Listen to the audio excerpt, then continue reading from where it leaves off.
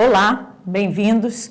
A homotransfobia, que é a discriminação decorrente de orientação sexual dirigida a homossexuais e bissexuais, e a discriminação por identidade de gênero dirigida a travestis, transexuais e intersexuais, é crime no Brasil, desde 2019.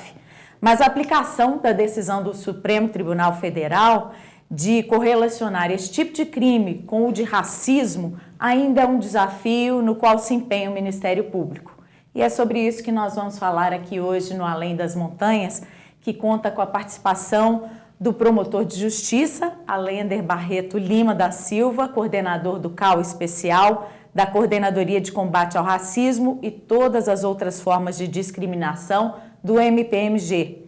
Remotamente conversa conosco de São Paulo o fundador e diretor do Observatório da Diversidade na Propaganda, Ariel Nobre, que se define como ativista e comunicador trans, reconhecido pelas campanhas contra a homotransfobia e o trabalho na publicidade por ajudar marcas a se comunicarem com a comunidade LGBTQIA+. Também está aqui conosco no estúdio o professor Alexandre Bahia, da Universidade Federal de Ouro Preto, que é integrante do Grupo de Advogados pela Diversidade Sexual e de Gênero e pesquisador das relações entre justiça e questões LGBTQIA+. Muito obrigada pelas presenças de vocês aqui hoje na TVMP. Bom, apesar dessa conquista legal, de 2019, que equiparou a homotransfobia ao crime de racismo, o Brasil revela o extremo deste preconceito, sendo o país onde há mais assassinatos de LGBTQIA+, no mundo. A gente vai mostrar dados aí de 2022, em que tivemos uma morte violenta a cada 34 horas, um total de 256, sendo 242 vítimas de homicídio e 14 de suicídios, de acordo com o relatório anual do Grupo Gay da Bahia, que é um grupo bem atuante. Doutora Alender, esses são dados de um grupo que é da sociedade civil, mas eu pergunto, o Estado tem dados para usar em políticas públicas e em defesa dessa comunidade? Obrigado, Laura. Mais uma vez é um motivo de satisfação muito grande estar aqui no Além das Montanhas. A busca de dados, as estatísticas, elas são fundamentais para o estabelecimento de políticas públicas. Na temática LGBTQIA+, é um grande gargalo, o Estado, historicamente, não ter essa coleta de dados para a formulação de políticas públicas. Nós tivemos, em 2022, um avanço, embora ainda tímido, que o IBGE, através do recorte da Pesquisa Nacional de Saúde, coletou dados, iniciou a coleta de dados, ainda precisando avançar acerca de orientação sexual da população brasileira, deixando de fora ainda a questão da identidade de gênero, o que os movimentos sociais e o Ministério Público entende como relevante, que precisa avançar, o IBGE precisa avançar, mas reconhece que em 2022 teve esse avanço. Mas, Laura, a sua pergunta é muito importante porque, historicamente, a população LGBTQI a mais esteve fora do radar das instituições de Estado, do Estado brasileiro, em termos de formulação de política pública. A gente vai mostrar agora um vídeo com a interpretação de um trecho da carta que o Ariel Nobre, que está aqui hoje conosco, escreveu e enviou a 14 líderes da comunicação para que ajudem a sensibilizar o poder, o governo e o público sobre a necessidade da formação de líderes trans para mudar essa realidade. Vamos ver. Olá, sou Ariel, artista e ativista. Sou homem trans. Isso quer dizer que quando nasci, minha família e toda a sociedade me trataram como mulher. Fui criado como mulher. Mas em 2014, com 27 anos, me declarei trans. Pedi para que as pessoas me chamassem de Ariel, no masculino. Antes disso, eu me procurava nas propagandas, nos filmes e nas revistas. Tudo era silêncio ou algo que eu não queria ser. Pobre, feio, violentado. Precisei de muita coragem para olhar dentro de mim e me declarar como realmente sou. Me sinto injustiçado quando dizem que pessoas como eu destroem famílias. O que eu mais quero é ser e ter família. E apesar de tudo, acredito que sou digno de vida, trabalho e amor. Mas a verdade é que o Brasil não gosta de pessoas trans. O Brasil é o país com o maior número de assassinatos de pessoas trans pelo 14º ano consecutivo. Nós podemos e devemos mudar esse cenário de morte. Em pleno 2023, empresas se dizem despreparadas para a contratação de profissionais trans. Por mais que isso seja verdade, nossa comunidade não pode mais esperar. O Brasil precisa de líderes trans. E não existem profissionais trans ocupando altos cargos de liderança na publicidade brasileira. Nós sabemos da desigualdade vertiginosa de oportunidades entre cis e trans. Mas só você conhece os reais desafios da sua empresa para fazer isso acontecer. Pense sobre eles e saiba, você pode contar comigo para superar cada um deles o quanto antes. E mais, a nossa cooperação é crucial para que o Brasil não repita um recorde tão lamentável. Não é regalia, é sobre ser quem se é e ainda dar um jeito de sonhar. Acredita em mim, nossas vidas precisam ser vividas. Com esperança, Ariel Nobre. Ariel, obrigada por compartilhar conosco esse vídeo que trata dessa, por um lado, da invisibilidade e por um lado da violência, né? Que a comunidade na qual você está inserido vive. De acordo com o Grupo Gay da Bahia, as autoridades policiais elucidaram apenas 35,9% das mortes violentas que a gente citou aqui no começo do programa no ano passado. Sem elucidação, sem punição, isso contribui, né, para manter o Brasil no topo desse ranking de crimes de homotransfobia. O que é preciso fazer? Olá, Laura e todas as pessoas que estão nos vendo e ouvindo. É uma honra para mim estar aqui. Toda vez que eu vejo uma notícia que trata de um assassinato de uma travesti, toda vez que eu vejo uma notícia sobre um desaparecimento de uma mulher trans, toda vez que eu vejo uma notícia sobre um suicídio de um homem trans, eu choro 2 vezes. Eu choro porque poderia ser comigo, mas eu também choro porque ninguém chora. E isso porque, como a gente viu nos dados, a transfobia ela é cotidiana, ela está na nossa cultura.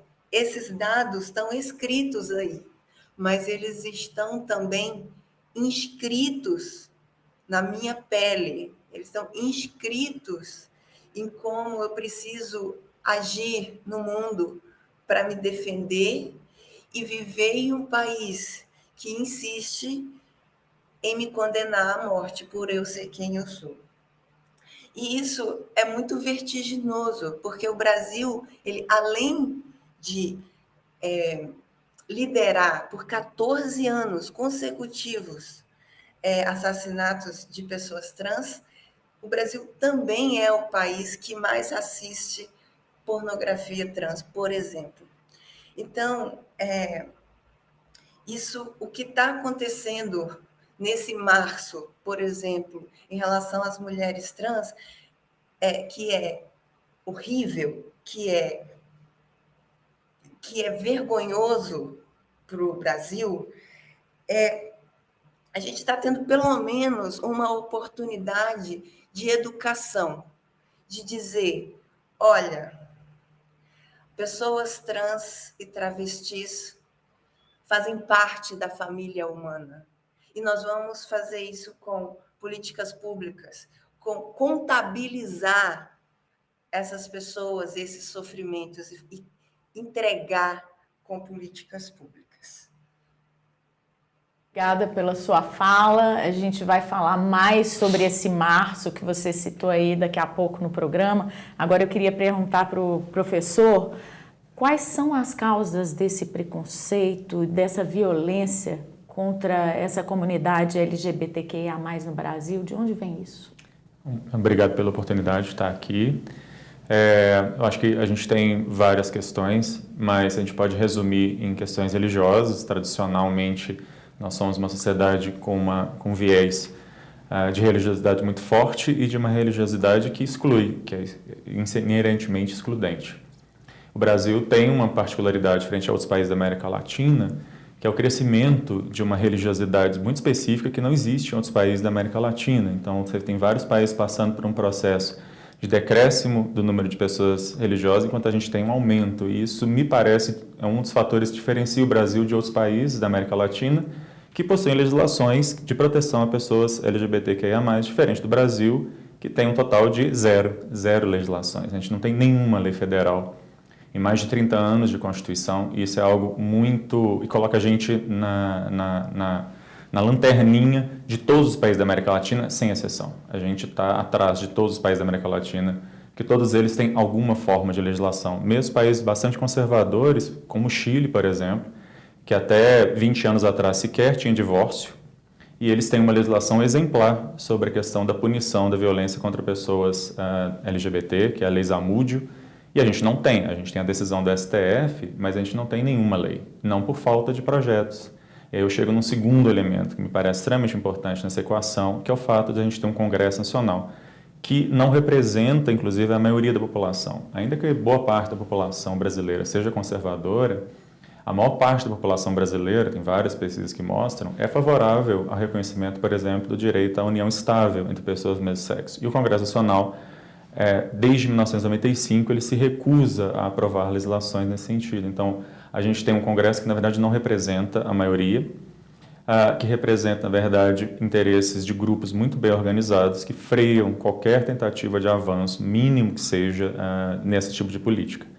Eu acho que uma terceira coisa é que essa falta de dados, ela não é algo que acontece por acaso. Me parece que existe aí uma política, como o próprio a Judith Butler, por exemplo, vai dizer, que é de deixar morrer mesmo, né? É daquelas vidas que importam.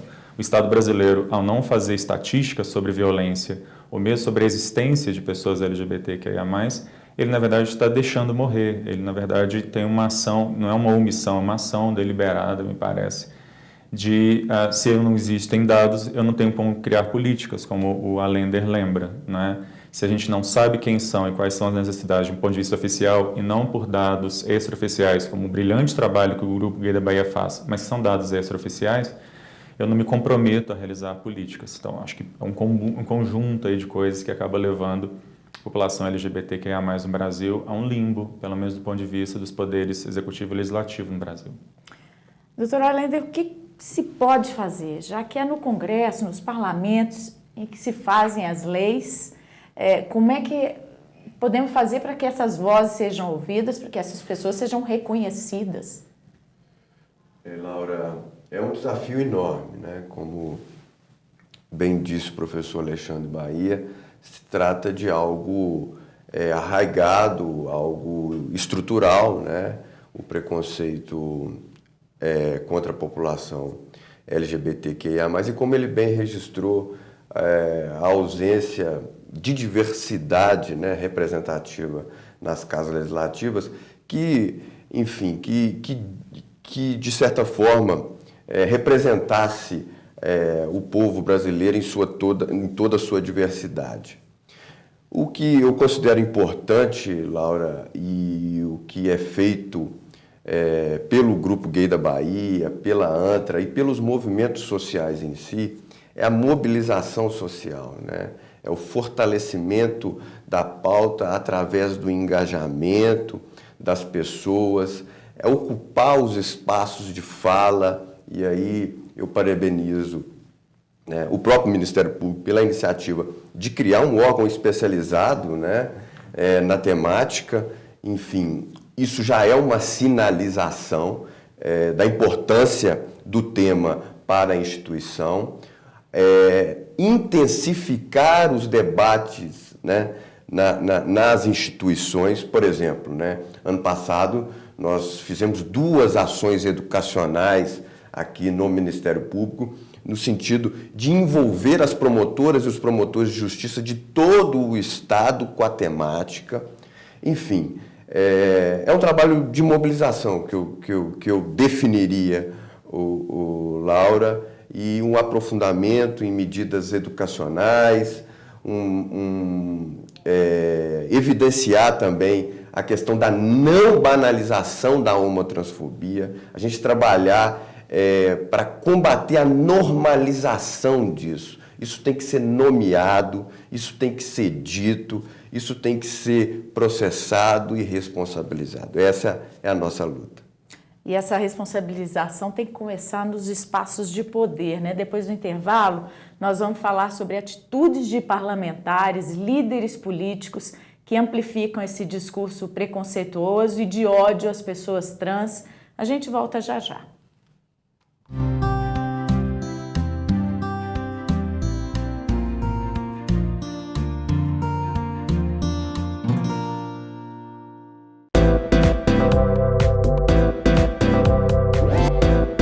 TVMP, em todo lugar, ao seu lado.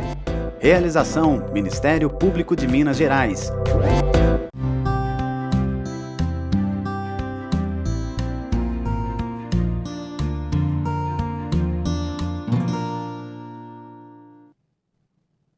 Estamos de volta com Além das Montanhas, que hoje debate a criminalização da homotransfobia. Nós vamos mostrar agora um vídeo de campanha produzido pelo Ariel, que é um alerta para as consequências do preconceito e da violência com pessoas LGBTQIA+, que levam muitas delas ao suicídio.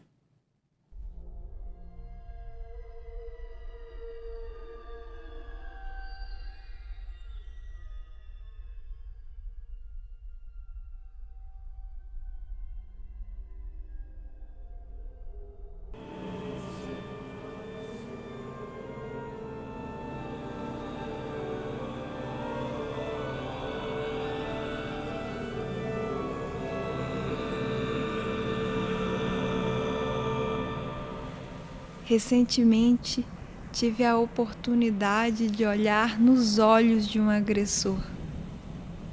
Às vezes, ouso pensar que tenho menos medo da morte que a maioria das pessoas. Essa última agressão tive muito medo, mas não foi de morrer. Foi de morrer sem dizer que te amo. As palavras não ditas foram perdendo sentido à medida que eu chorava, e foi então que só me restou o óbvio. Como um vômito, bêbado e desvairado, comecei a escrever o que até agora não tive coragem de dizer. Escrevo por onde passo. Se eu pudesse, eu tirava a roupa para você me ler. A nudez revela a alma, você sabe. Leia esse texto nu. Agora que chorei, tenho boas notícias.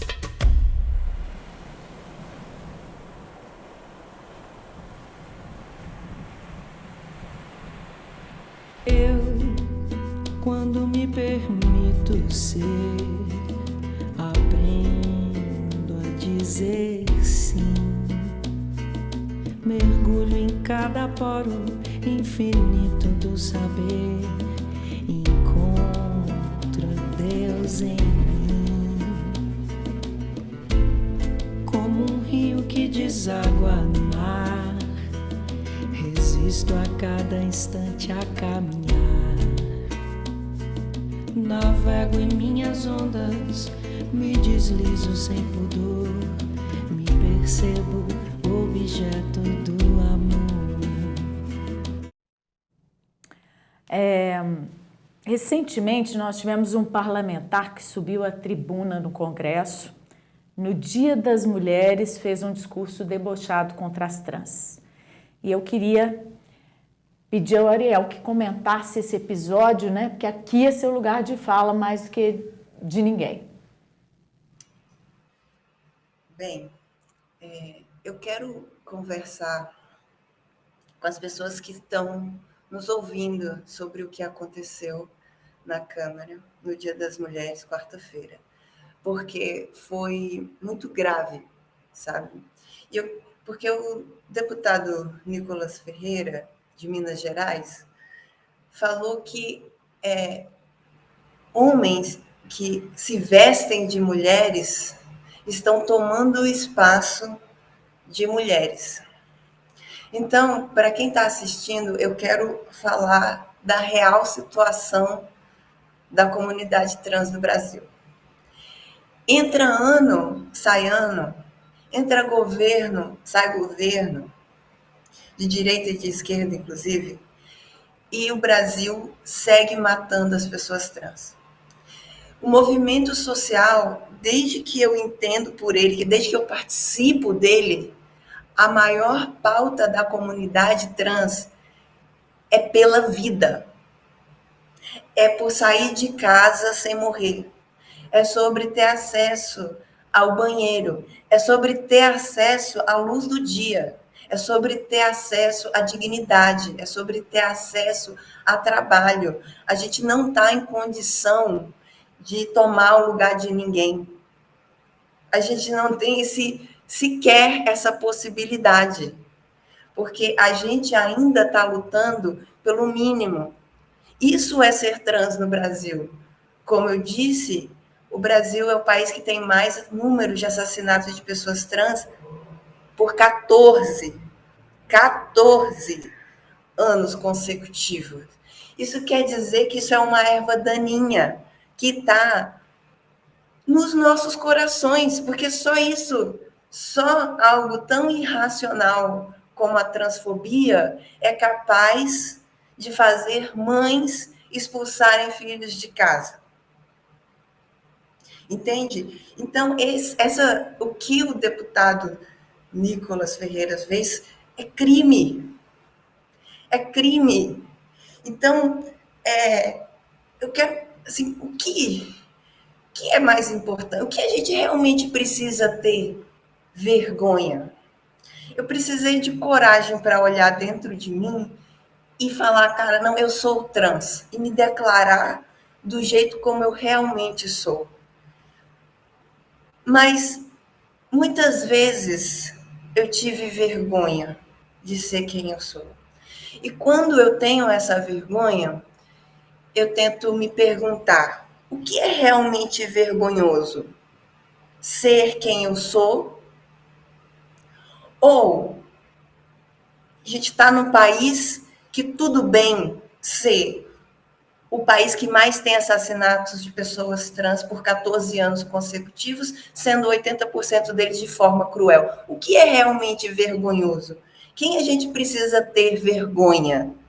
De pessoas como eu, da Erika Hilton, da Duda Salabert, é delas que a gente precisa ter vergonha? Ou do fato que o Brasil está repetindo, ano após ano, esse recorde tão lamentável? Eu quero que cada brasileiro hoje tenha vergonha disso. Tenha vergonha dessa cultura que permite o assassinato e a transfobia de forma tão cotidiana. O direito de existir é muito mais urgente muito mais urgente do que a liberdade de odiar, do que a liberdade de matar. Qual é o Brasil que a gente quer? O Brasil que pessoas trans podem ser quem são? Ou o país que é permitido matar pessoas por elas serem quem são? E isso a gente está falando de matar, entende? Antes disso tem o acesso ao trabalho, antes disso tem o acesso ao afeto, ao amor. Isso, a autonomia de representação, porque falam sobre nós, mas não deixam a gente falar. Ou nas universidades, estudam a gente, mas não deixam a gente estudar. Inclusive, em Minas Gerais, lá, terra onde nós estamos, 90% das pessoas trans não terminam o ensino médio. Esse é o problema. Esse é o problema que devia estar sendo debatido na Câmara, que é a Casa do Povo, entende? Não tem como vai ter democracia se algumas pessoas podem viver e outras pessoas devem morrer. Isso não é democracia. Quanto mais preconceito, quanto mais discriminação, menos democracia. Professor, isso que o Ariel falou é muito importante porque demonstra o nível mesmo de discussão em que nós estamos, né? Em que não atingimos o que deveríamos atingir. Estamos no básico, né? De conservar vidas. Sim, quando a gente pensa que a gente está discutindo sobre pessoas trans, sobre elas poderem não ser mortas, e eu acho que o que a Ariel lembra é que a maior parte delas são mortas de forma violenta, tem um excesso de violência, inclusive. Duda sempre fala muito sobre isso, né? Então a gente está muito aquém das discussões mínimas. A gente está falando de vida, a gente está falando nem do fato de que mais de 90% de pessoas trans sequer completam o ensino médio, que mais de 90% delas vivem da prostituição como única forma de sobrevivência, não que elas escolham, mas como única forma de não morrer de fome. Então é algo que está muito básico, né, quando a gente está falando de vida. E sobre a questão do suicídio, eu só queria acrescentar um dado também de Minas. A gente tem aqui na região metropolitana o presídio de Bicas, em que ele tem uma ala para pessoas LGBT e em que a gente teve durante o ano passado, durante a pandemia e até mesmo ano passado, um recorde de suicídios de pessoas trans travestis nesse presídio, a ponto inclusive dele ser interditado de uma ação civil pública que está correndo, feita pela Defensoria Pública de Minas Gerais contra o Estado de Minas, na qual o Estado de Minas está, de forma bastante curiosa, se insurgindo contra a ação, mas sem resolver o problema. Então, é uma coisa que está muito próxima da gente. Bicas está aqui do lado e é a responsabilidade, inclusive, das instituições cuidar da vida, da integridade física mínima dessas pessoas que o Estado resolve colocar num presídio. Doutora Linda, quando a gente fala de um parlamento, de instituições de governo que ignoram as pautas, né, de direito dessa parcela da comunidade, da sociedade, e que age dessa forma, como devemos reagir, né, a esse despropósito de deboche, de discursos que vão alimentar mais esse preconceito e esse ódio. Laura, o episódio em si, né, mencionado pelo Ariel, eu deixo de comentar especificamente sobre o episódio por ser um caso concreto e que outra autoridade que irá apreciar, até porque o nominado deputado, antes, né, de ter foro por prerrogativa, há diversas ações, inquéritos que eu posso vir a ser convidado a falar, né, sobre isso, em apoio a promotoras e promotores pelo Estado. Mas eu posso falar de forma abstrata, né? Posso falar dessa violência política, uma violência política de gênero, racial, que tem demonstrado aí, que tem avançado e chocado a todos, né? Eu acho, e utilizando bem as lições do professor Alexandre Bahia, que a liberdade de expressão ela tem um limite que ela está no núcleo da existência humana. Esse núcleo é a dignidade, né, que é um fundamento da República, é o fundamento valorativo da sociedade, é a dignidade humana. Então, a liberdade de expressão, eu vou utilizar porque as pessoas gostam de trazer essa argumentação da liberdade de expressão, né, como uma possibilidade de dizer tudo, né, de expressar a violência, né, de instigar o massacre. Eu gosto de utilizar uma metáfora que é a seguinte, né, uma faca, a utilização de uma faca, um utensílio doméstico, né, corriqueiro, né, do dia a dia das pessoas, né. A faca, ela é utilizada, né, para o dia a dia, né, da vida doméstica, mas ela pode ser utilizada para matar. A liberdade de expressão é isso. A liberdade de expressão é importantíssima, ela deve ser preservada, mas ela não pode ser utilizada para instigar a violência, para instigar a morte, para aniquilar pessoas. Então, há limites, e o limite, como bem o professor Alexandre Bahia menciona, é a dignidade humana. Ariel, faltam campanhas governamentais, publicitárias, inclusive, sobre o tema, para que essa realidade melhore?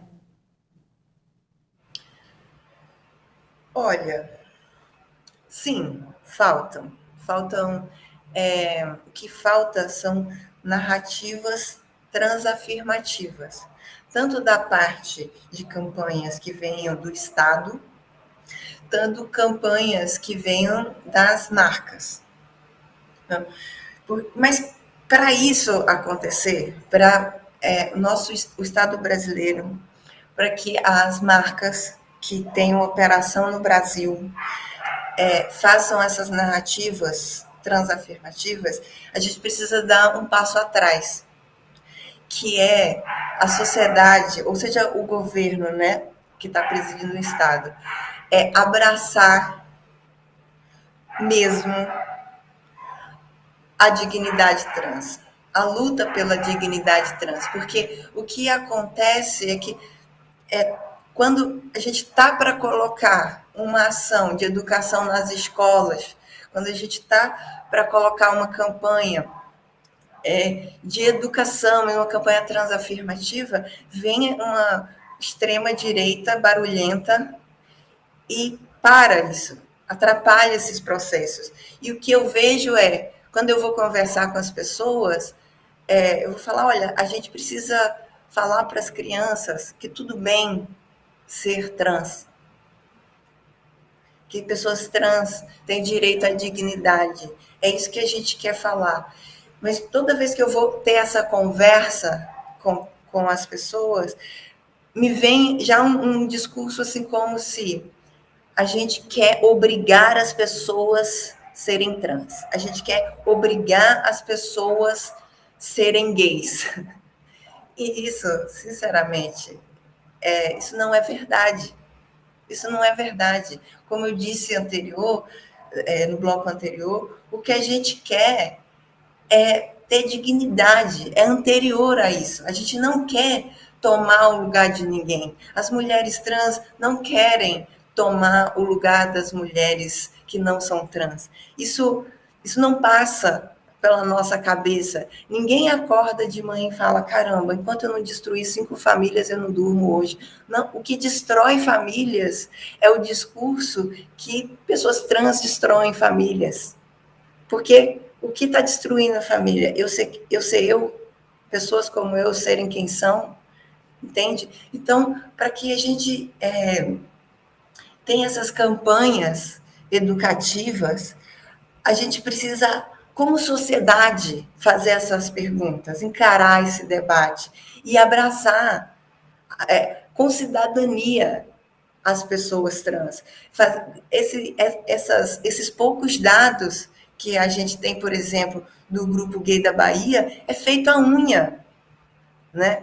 Ou seja, nós nós, trans, precisamos ser contabilizados como seres humanos que somos, como brasileiros e brasileiras e brasileiras que somos, entende? Então, para a gente fazer essa campanha e bancar essa campanha e nomear, né, falar pessoas trans, falar transfobia, a gente precisa abraçar de verdade essa dignidade trans e lidar com isso. Eu sinto que quando eu vou conversar com as pessoas, parece que trans é o filho do outro. Não, trans pode ser o seu filho, sabe? Trans pode ser a sua filha, a sua mãe, e é isso que está acontecendo no Brasil, um generocídio que a gente finge que não está vendo, mas está acontecendo todos os dias. E, como eu falei anteriormente, eu choro 2 vezes. Eu choro porque poderia ser eu choro porque ninguém chora. E eu gostaria que a sociedade brasileira se envergonhasse de ser o país que mais tem assassinatos de pessoas trans. E a pergunta que a gente precisa fazer, a pergunta que eu deixo para os nossos líderes, seja os líderes das empresas, seja os líderes no governo, olha só, o Brasil é o país que mais mata pessoas trans no mundo por 14 anos. O que nós estamos fazendo para o Brasil não ser o país que mais mata pessoas trans por 15º ano consecutivo? Bom, obrigada. Daqui a pouquinho a gente vai falar, eu quero voltar no próximo bloco falando sobre esse embate na educação, que seria o processo ideal para a gente transpor esse problema. Aguarde um minuto só.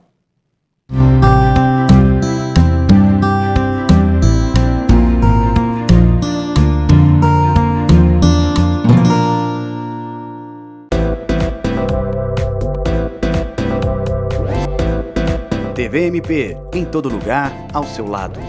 Realização: Ministério Público de Minas Gerais.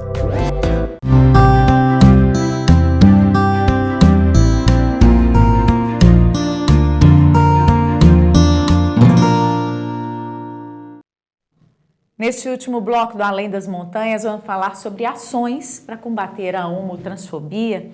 E eu pergunto ao professor, a educação é o caminho? Acho que, com certeza, né? A gente tem um potencial transformador e emancipador enorme na educação. O fato de a gente estar tendo hoje várias universidades, inclusive, com vagas para pessoas trans, além de negros, pessoas com deficiência, acho que já vem mostrando bons resultados. Nesse sentido, a Federal do Rio Grande do Sul recentemente criou uma cota para pessoas trans nos programas de pós-graduação. Houve uma ação contra isso, foi concedida uma liminar, mas felizmente essa liminar foi cassada no TRF4 por um professor também, né, o Roger Halpe Rios, e eu acho que é por aí que a gente tem que entender que dar educação para pessoas trans é o mínimo que a gente pode oferecer para que elas possam, dentro da ideia, inclusive, de dignidade da pessoa humana, terem a chance de desenvolver as suas potencialidades. Eu acho que esse é um dos grandes sentidos de dignidade da pessoa humana. Você fornecer mecanismos, meios, oportunidades para que essa pessoa possa se desenvolver, para que ela possa optar por fazer o que ela quiser fazer, trabalhar com o que ela quiser trabalhar e não simplesmente viver, por exemplo, da prostituição como a única forma de sobrevivência. Eu acredito muito nisso e por isso, inclusive, estou dentro de uma universidade, né, e trabalhando, inclusive, para esse tipo de acesso. E eu concordo muito com a Ariel quando diz que a gente não pode trazer pessoas trans para a universidade como se fossem objetos de pesquisa. Eu acho que uma das coisas que a gente tem feito e aprendido nos últimos anos é tratar, na verdade, como sujeitos de pesquisa, não só para estarem nas pesquisas, mas também para poderem falar por si mesmo e trazer essas pessoas para dentro da universidade é fundamental. Como lidar com esse embate que o Ariel mesmo citou, né? Precisamos falar sobre isso, precisamos educar as pessoas sobre esse tema, mas, por outro lado, vem o contrário, dizendo, estão querendo me empurrar um assunto que eu não quero lidar e que eu não concordo com isso. Isso precisa ser melhor discutido porque, de fato, preconceito significa justamente um conceito que você forma sem conhecer. E ao conhecer e conviver com pessoas LGBTQIA+, você vai perceber que essas pessoas são iguais a quaisquer outras. Elas pagam os boletos delas, elas amam, elas desamam, elas são boas, são ruins, elas não são melhores nem piores. Mas você precisa conviver. A convivência ela é o primeiro passo para que a gente possa desenvolver uma sociedade menos preconceituosa, menos discriminatória, para que esses números que a Ariel fala tanto, né, e que nos perturbam tanto, possam começar a diminuir. A partir do momento que a gente tem um mínimo de convivência em todos os espaços, inclusive dentro das escolas, dentro das universidades, a gente vai passar a perceber que são pessoas como outras quaisquer, e, portanto, elas têm exatamente os mesmos direitos e todas as mesmas obrigações, pagam os mesmos impostos que todas e todos nós pagamos. Acho que um primeiro passo é isso. Então, qualquer ação que vise proibir, vetar a fala, o debate sobre transexualidade ou homossexualidade, enfim, nas escolas, viola a Constituição, viola um dos princípios básicos do artigo 226 da Constituição, que fala da pluralidade, do pluralismo de ideias, da liberdade para aprender, da liberdade para pesquisar. Isso é fundamental em qualquer sociedade minimamente democrática. Ariel, eu como mulher me sinto um pouco mais confortável de falar com você, que compreendo essa discriminação, porque a mulher já sofreu isso muito na nossa sociedade e hoje a gente ouve espaços de poder e homens falando você pode ser quem você é, ser o que quiser, onde quiser, né? E é o que a gente espera que aconteça progressivamente com a comunidade LGBTQIA+. Você acha que a legislação pode avançar nesse sentido? É interessante a sua pergunta, Laura, porque a gente tem, por exemplo, agora, né, que transfobia é crime no Brasil, assim como o racismo. A gente também tem a Lei Maria da Penha, que é uma ótima legislação, inclusive uma das melhores do mundo. O que a gente precisa trabalhar é para que essas leis cheguem na realidade, né? Para que essas leis sejam colocadas em prática. Então, esse é o nosso desafio hoje, né? Eu digo que a transfobia, ela é crime, mas ela precisa também ser pecado, né? Ela precisa, toda vez que eu quero morar num país que se eu vejo numa tarde, isso já aconteceu comigo várias vezes, e eu tenho 35 anos, que eu vou tomar um café à tarde, e aí nesses programas de tarde, assim, travesti, morto a facadas, blá, um monte de coisa. E isso é triste demais. E aí, quando eu vejo, as pessoas estão seguindo a vida, pedindo os seus cafés, os seus pães na chapa, e eu estou ali chorando, porque poderia ser minha irmã, poderia ser minha namorada, poderia ser minha mãe, poderia ser eu. Então, o que a gente precisa é descer essa lei para a realidade e punir esses crimes, porque o que eu quero é que seja reprovável, sabe? Que as pessoas fiquem chocados de ir no enterro de uma pessoa que morreu com 30 facadas, entende? A gente precisa fazer essa pergunta de quem a gente quer realmente matar, sabe?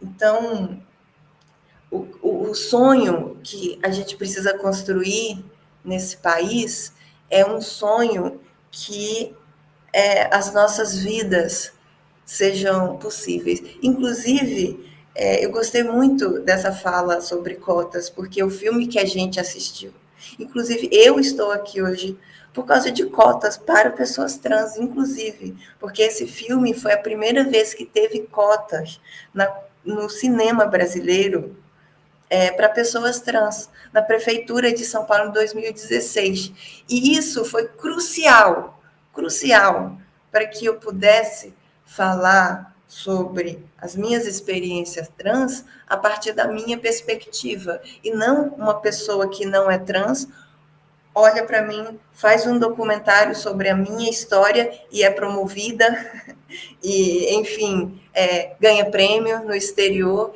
e a comunidade trans segue tendo as mesmas dificuldades, os mesmos desafios tão básicos. Então, eu quero ser abraçado com cidadania, como homem trans, e quero seguir na luta, inclusive com as mulheres, por igualdade de gênero, que é isso que o Brasil merece.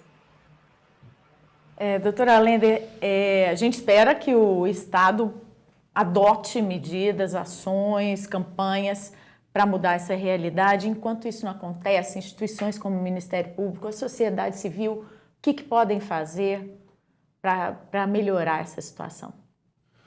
Laura, na linha do que o professor Alexandre Bahia trabalhou, a educação é fundamental nesse aspecto.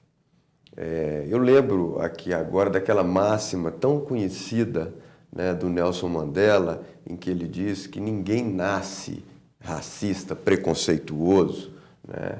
As pessoas aprendem isso. Então, se elas aprendem, né, na sua formação cultural, elas podem desaprender, né?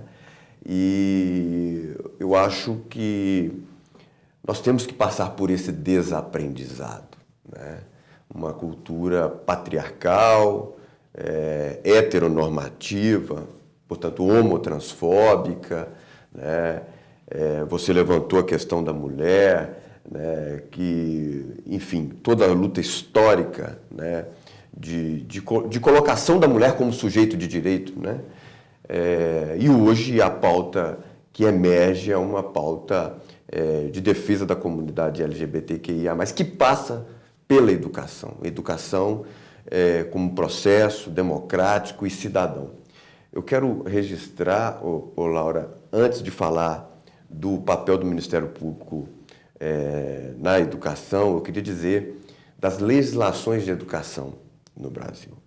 A Lei de Diretriz e Base, o Estatuto da Juventude, enfim, todo o arcabouço educacional, a base comum curricular no Brasil, ela tem como fundamento previsto o respeito, a promoção, a diversidade e a proteção dos direitos humanos. Todo o arcabouço jurídico educacional brasileiro é protetivo com a população LGBTQIA+. De modo que ideologia de gênero é uma invencionice para barrar um direito humano fundamental. No âmbito do Ministério Público, Laura, nós temos trabalhado, investido profundamente numa educação antidiscriminatória de membros e membras, servidores e colaboradores do Ministério Público. Eu quero dizer que nós lançamos um glossário antidiscriminatório, que tem sido, que nós temos recebido um feedback excelente de outros ministérios públicos que têm adotado. Esse glossário antidiscriminatório, nós estamos no 4º volume. O primeiro volume diz respeito à diversidade sexual e de gênero. O 2º volume, em parceria com o CAU de Pessoas com Deficiência e Pessoas Idosas, nós falamos sobre etarismo e capacitismo. O 3º volume, em parceria com a CIMOS, que é a Coordenadoria de Inclusão e Mobilização Social, nós falamos de raça e etnia. No 4º volume, lançado no dia 8 de março, em parceria com a doutora Patrícia Rabicuc e o CAU de Combate à Violência Doméstica, nós lançamos o glossário Equidade de Gênero e Combate à Violência Doméstica. O glossário, Laura, nós tentamos, né, o nosso empenho é facilitar conceitos que a academia trabalha muito bem com aprofundamento científico. Nós tentamos facilitar e para que seja uma ferramenta de acesso rápido do promotor para o seu exercício funcional e também para o seu exercício de cidadania, de compreensão da diversidade e, como eu disse, de desaprendizado de preconceitos construídos historicamente. Então, eu acho que o caminho é esse, o caminho é pela educação, pela mobilização, né? Nós citamos aqui diversas vezes, né, que são os movimentos sociais, tanto o Grupo Gay da Bahia quanto a ANTRA, que exerce um papel fundamental na coleta de dados em razão de o Estado brasileiro não ter esse tipo de coleta, esse tipo de trabalho estatístico. Enfim, o papel dos movimentos sociais também é importantíssimo para que a pauta ela progrida e tenha o sucesso que a gente espera.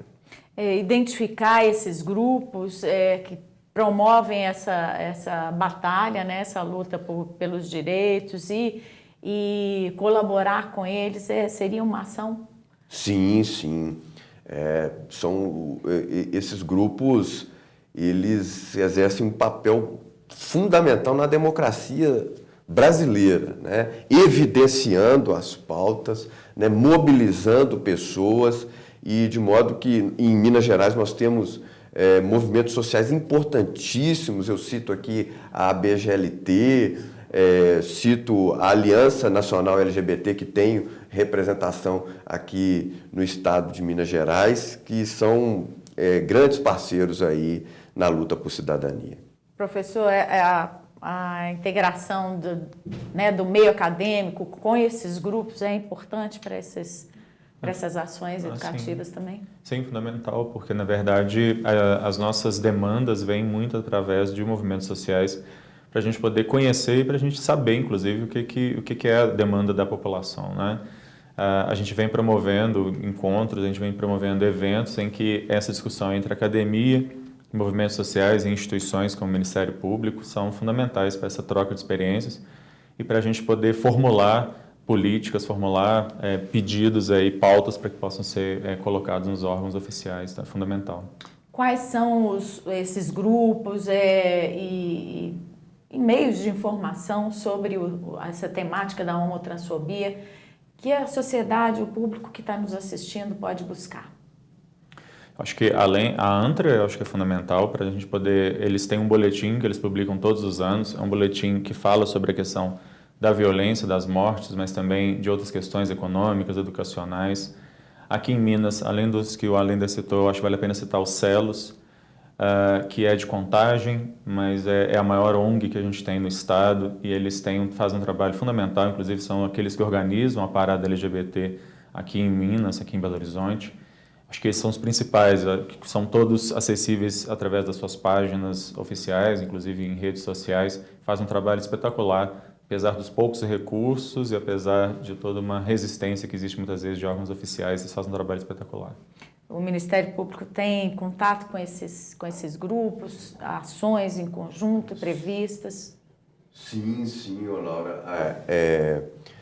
Desde a criação desse espaço, né, nós trabalhamos com projetos de aproximação do Ministério Público com os movimentos sociais, né, com a intenção de ter a interlocução das pessoas que têm experiência e vivência na luta por direitos de cidadania e que o Ministério Público teria muito, né, acolher deles e de modo que nós temos o projeto que chama Diálogos Transversais, que visa a aproximação do Ministério Público com os organismos de defesa de direitos humanos das minorias sociais, né, e com a sociedade civil organizada, com os movimentos sociais, para que as pautas do Ministério Público elas não sejam apenas, né, da cabeça do Ministério Público, mas sim da sociedade, que é a destinatária final da atuação do Ministério Público. Ok, espero que o Ministério Público, assim como esse programa, né, esteja aberto a ouvir, né, para a gente construir melhores políticas públicas a partir de agora. Obrigada, Ariel, pela sua presença aqui, está falando com a gente lá de São Paulo, e a vocês dois aqui presentes no estúdio da TV MP, muito obrigada. A você que está nos acompanhando, fique ligado, Além das Montanhas volta em breve. Até!